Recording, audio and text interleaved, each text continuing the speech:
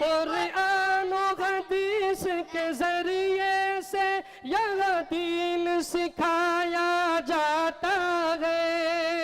कुरान और हदीस के जरिए से यह दीन सिखाया जाता है। और दीनी मसाइल सिखला कर सलमान सल्लमहू को दावत शुक्र देता हूँ कि 1 मिनट, ज़्यादा वक्त नहीं है, उलमा बैठे हुए हैं, 1 मिनट या 2 मिनट के अंदर अपने नाते पाक को पेश करें।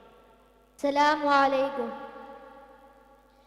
वो जिसके लिए महफिल कौनैन सजी है, फिरदौस बरी जिसके वसीले से मिली है, वो हाशिमी मक्की,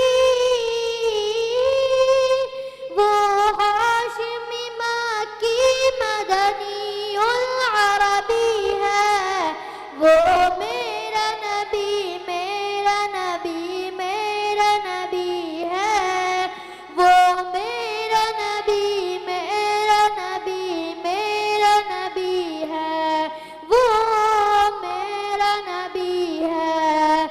अहमद है, मोहम्मद है, वही खत्म रुसुल है, मखदूम मुरब्बी